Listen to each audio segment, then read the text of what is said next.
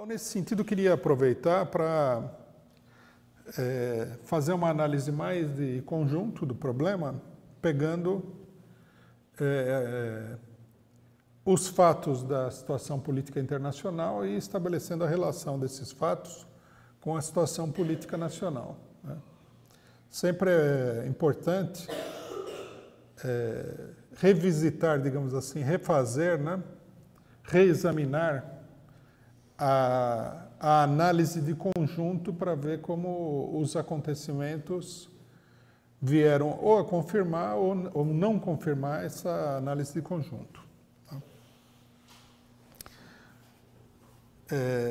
Os acontecimentos internacionais mais importantes que provocam, né, instigam essa análise são os acontecimentos da Inglaterra e da França, que são muito cheios de consequências, né, e têm sido pouco analisados. Mas para entender bem esses acontecimentos, nós vamos ter que fazer uma avaliação panorâmica da situação, né?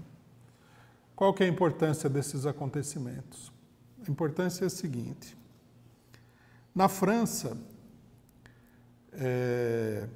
havia ameaça iminente para o imperialismo, né? Mais para o imperialismo do que para qualquer outro, da vitória da extrema-direita, que apresenta um programa econômico distinto do programa do imperialismo. Num certo sentido, né, a extrema-direita se apresenta, pelo menos do ponto de vista do seu programa eleitoral, do programa público que ela vem apresentando, ela reivindica uma quebra da política neoliberal que tem sido seguida até agora pela maioria dos governos, sob a orientação dos bancos e dos organismos internacionais, e que é a política dominante da União Europeia. O fundo da questão, nesse sentido, é essa política.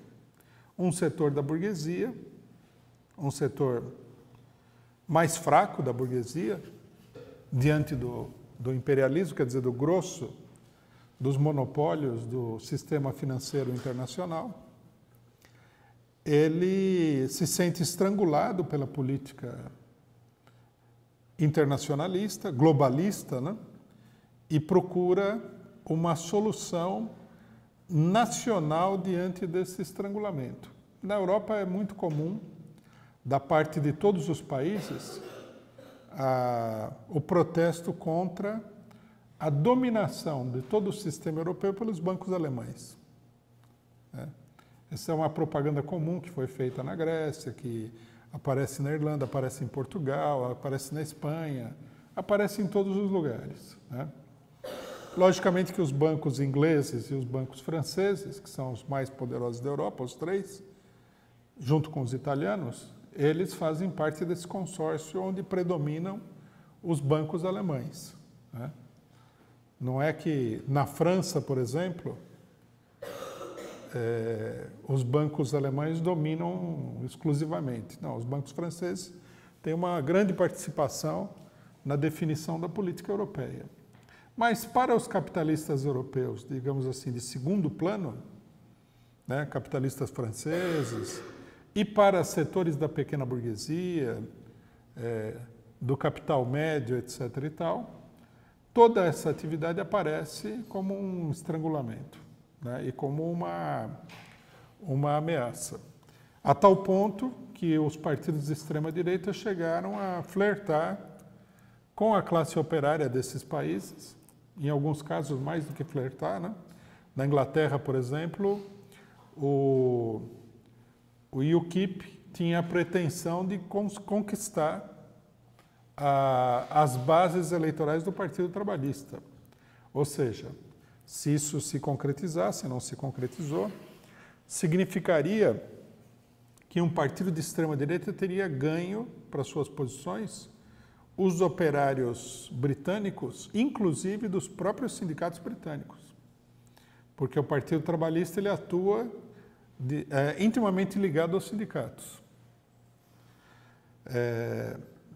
Então, nós vemos esse enfrentamento e a eleição francesa, nesse sentido, foi um grande alívio para o sistema financeiro internacional, para o imperialismo europeu, porque eles conseguiram, né, com uma manobra bastante complexa que eles fizeram, de lançar um candidato avulso, que é o Macron, que foi eleito presidente da República, um homem sem partido, sem base de apoio, ex-membro do Partido Socialista. Eles conseguiram esvaziar tanto o partido à direita, né, o Partido Republicanos, como a esquerda do Partido Socialista. Conseguiram esvaziar esses dois partidos e obter uma vitória importantíssima de um candidato extremamente neoliberal, que é o Macron. Isso daí parecia, né, no momento dos acontecimentos, e depois está sendo confirmado pelo desenvolvimento das eleições parlamentares, que o Macron que a França, ela estaria contrariando e encerrando, num certo sentido, enterrando até a tendência de extrema-direita com essa vitória dos neoliberais. Quer dizer, é uma vitória de uma direita que está sendo formada no desenvolvimento dos acontecimentos, uma direita que está sendo construída aí das ruínas dos dois grandes partidos do bipartidarismo francês, e dava a impressão de que isso daí encerraria o problema da dominação imperialista sobre os países europeus. Nós tínhamos tido anteriormente a derrota da extrema-direita na Áustria, na Holanda, né?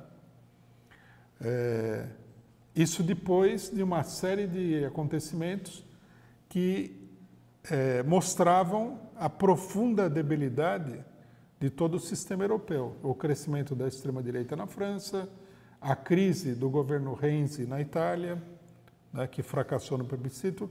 Não sei se todos se lembram, mas o governo italiano fez um plebiscito e acabou sendo derrotado no próprio plebiscito. O Brexit, né, que foi uma derrota bastante grande do partido, da ala principal, da ala majoritária do Partido Conservador Britânico e tudo mais. Então, dava a impressão de que a França estava revertendo finalmente toda essa onda de extrema-direita, com a vitória do Macron.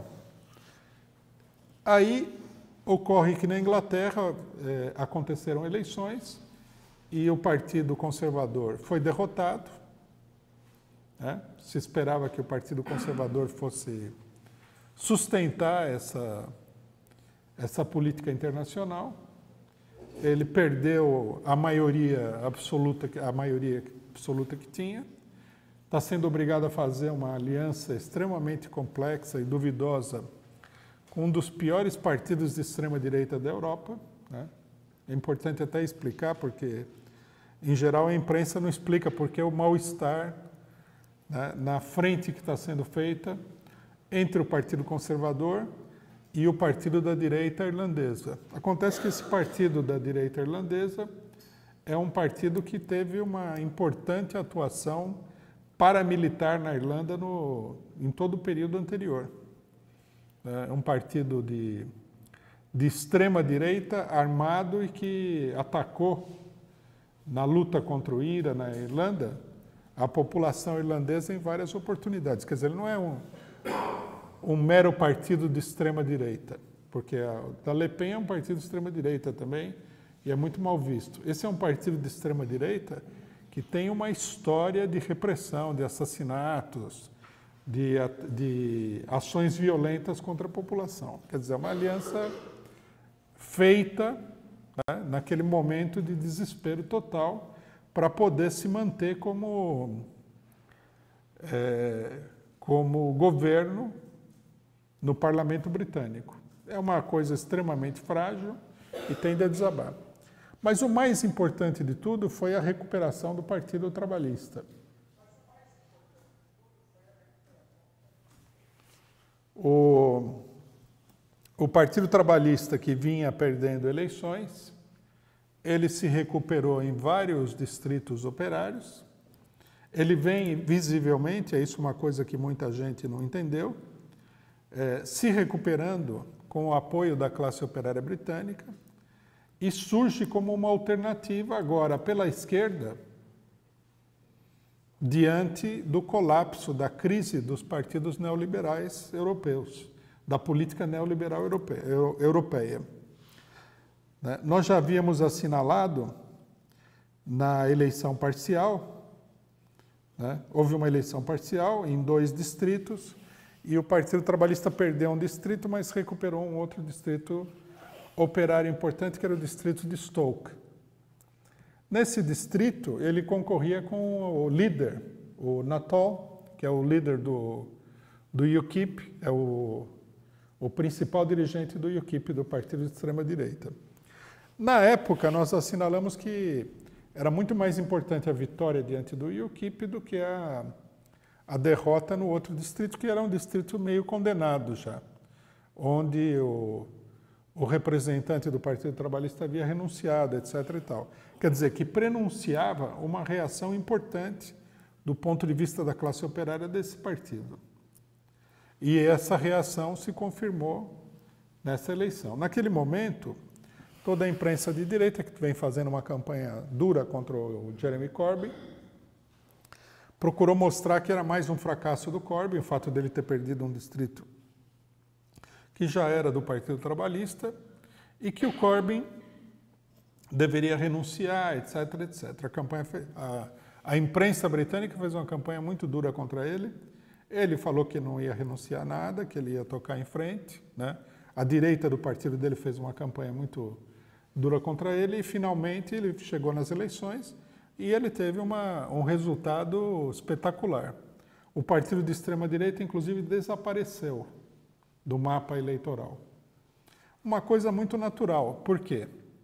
Porque os partidos de extrema-direita, eles vêm explorando a política neoliberal da esquerda tradicional, dos partidos socialistas.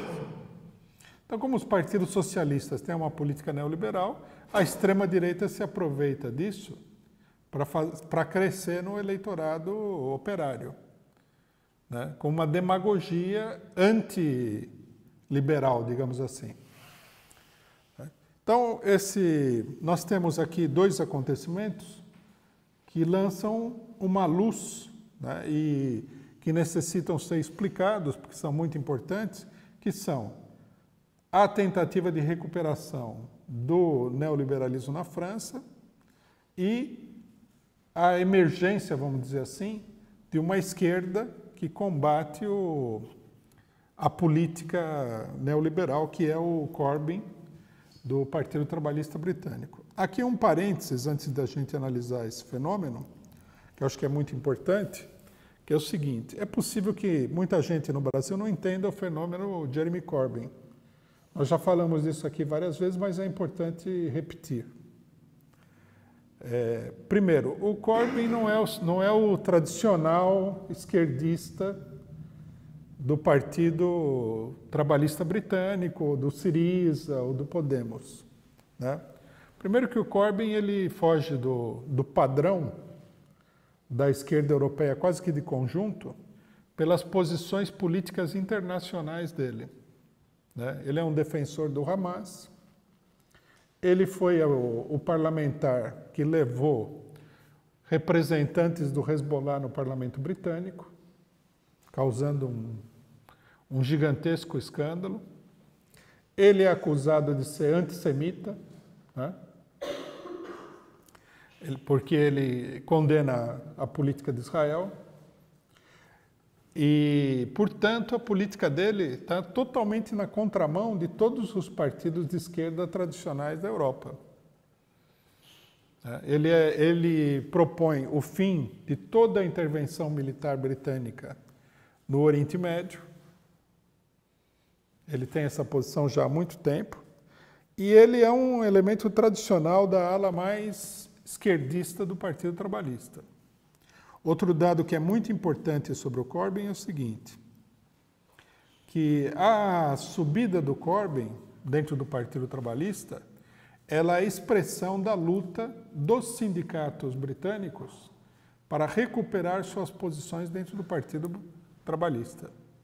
Quer dizer, é um movimento que está diretamente ligado à classe operária inglesa, que é uma das classes operárias mais importantes da Europa, né?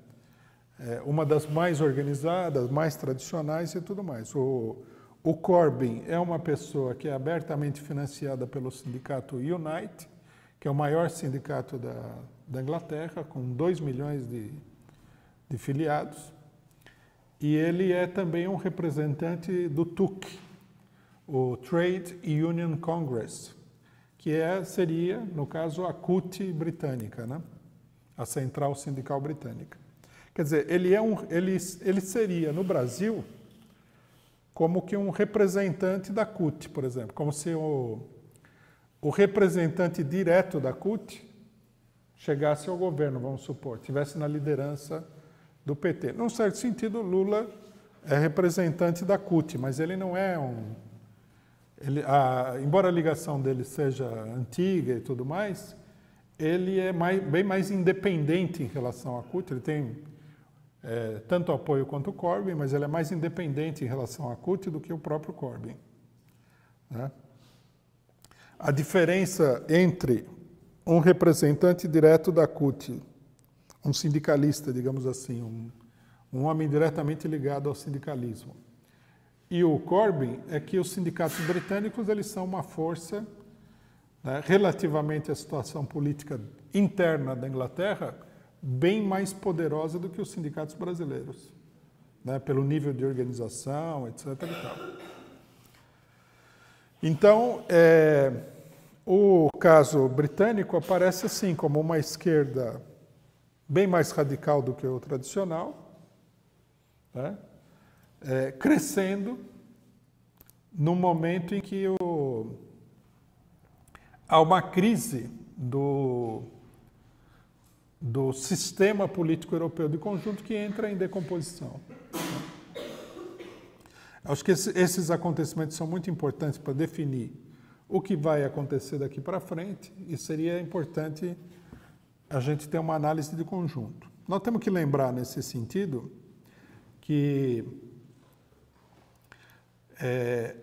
a crise que nós estamos enfrentando atualmente, né, que se revelou em vários países da América Latina, em outros lugares, é uma crise da política neoliberal, né? A partir de diversos acontecimentos importantes, nos países atrasados principalmente, né? O argentinaço, a revolução, o levante, digamos assim, no Equador, o contragolpe na Venezuela, a mobilização que derrotou o golpe na Venezuela, a insurreição operária na Bolívia, etc. e tal, levaram o neoliberalismo a uma crise nesses países, né? E levaram também a política neoliberal nos outros países adquirisse um contorno mais, digamos assim, democrático, né?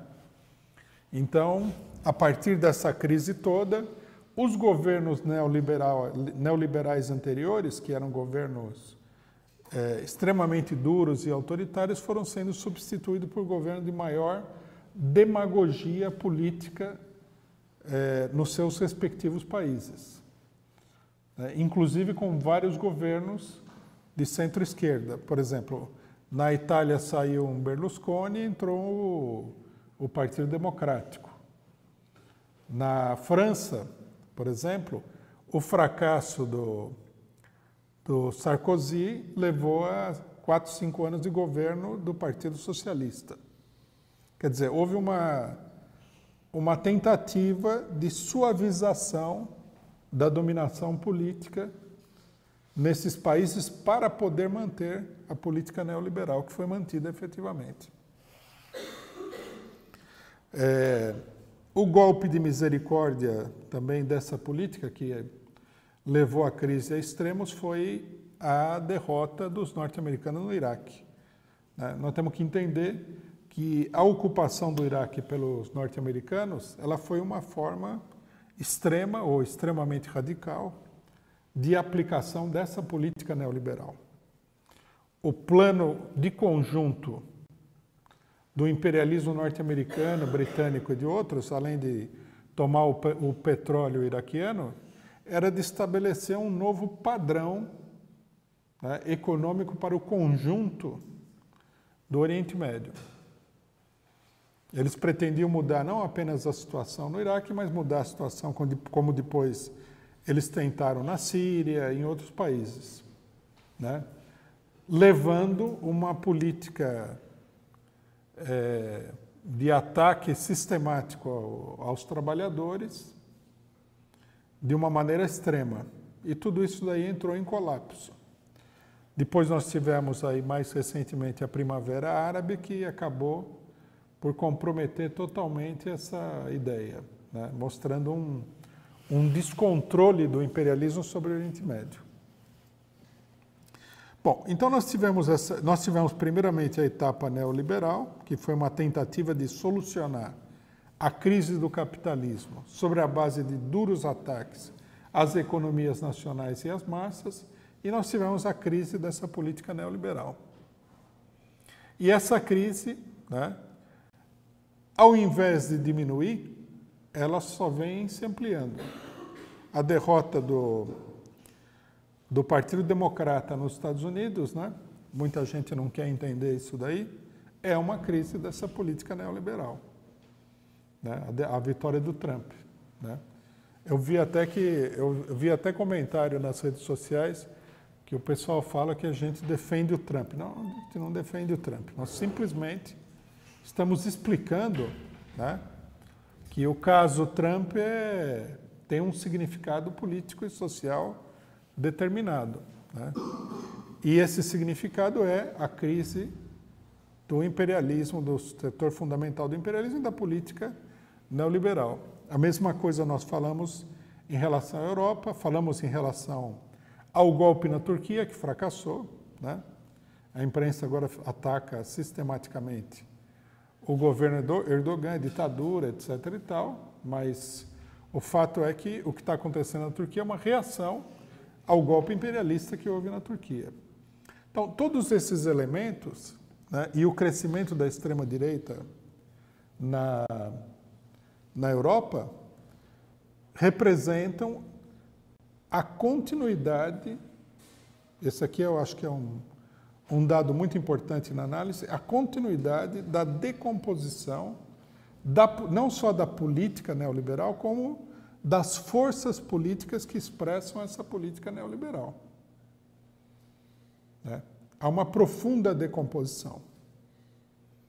Então, a primeira coisa que a gente deveria assinalar na situação política, isso aqui é importante para a gente entender a política brasileira, é que a crise do neoliberalismo, ou seja, a crise do imperialismo que adotou o neoliberalismo como solução para a crise capitalista, ela não apenas ela continua, como ela vai se aprofundando cada vez mais. Porque muita gente pode achar que, por exemplo, a derrota da extrema-direita na Áustria, na Holanda, a vitória do Macron, é um fortalecimento, né, uma recuperação do neoliberalismo. Não, não se trata disso, né? A crise econômica de fundo, que leva a essa decomposição, a crise política que surge da decomposição econômica, elas continuam existindo, continuam se aprofundando.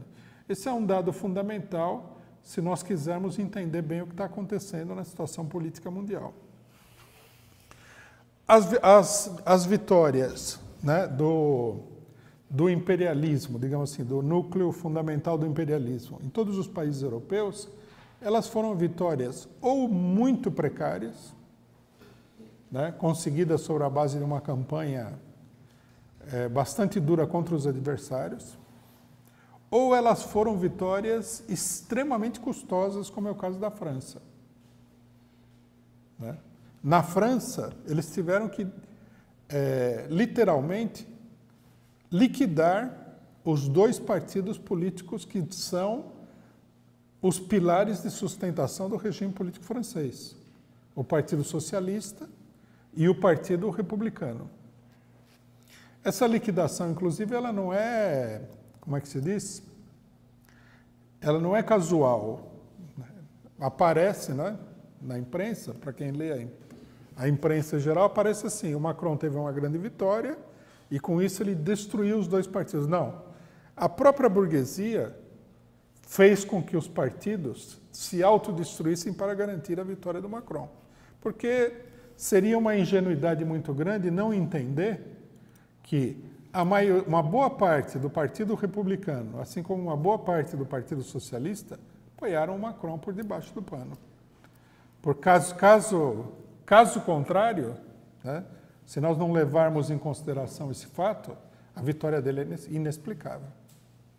Absolutamente inexplicável. Quer dizer, de onde teria surgido isso daí?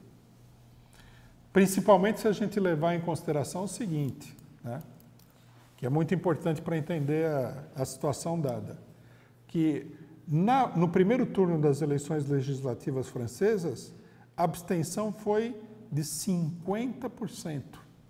O gráfico mostra assim, o total do eleitorado, cortado no meio, não foi votar.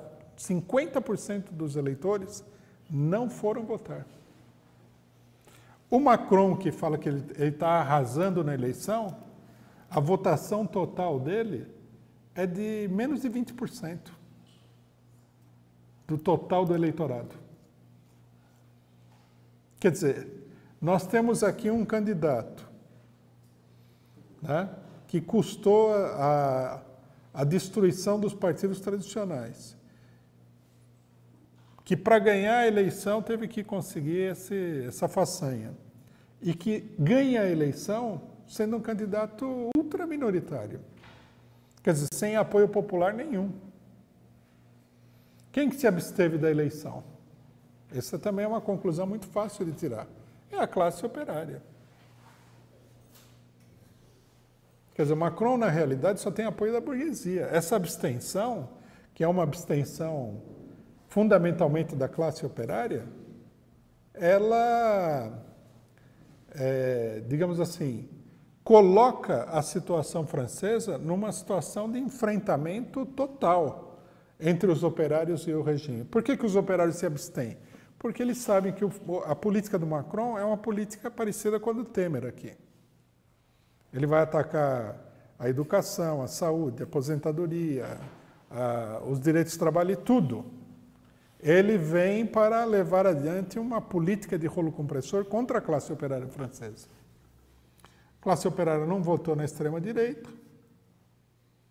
e também não votou na esquerda, porque a esquerda é um fracasso total. E não votou em ninguém. Né? Tudo bem que é uma resposta, como é que se diz?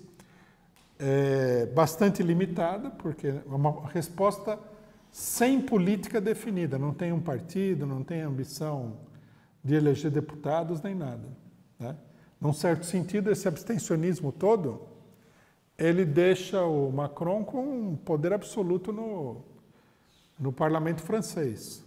Mas o fato é que com toda a vitória que ele está tendo, com toda a engrenagem que foi colocada em marcha, há um divórcio, né?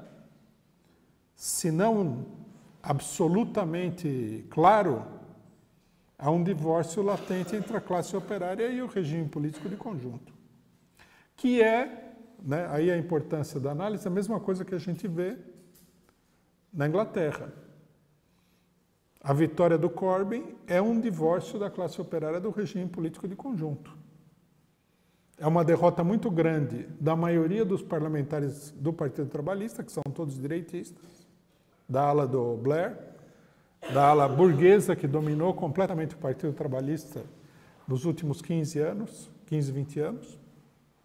Né? Nós temos aí o mesmo fenômeno. Então, a gente vê, né, que não só a crise ela está se aprofundando, num certo sentido é como se A crise latino-americana, que foi aguda, teve explosões revolucionárias, etc. e tal, a partir de 2000, ela não só não tivesse parado, como ela se transmitiu para os países imperialistas, Europa, Estados Unidos, etc. e tal.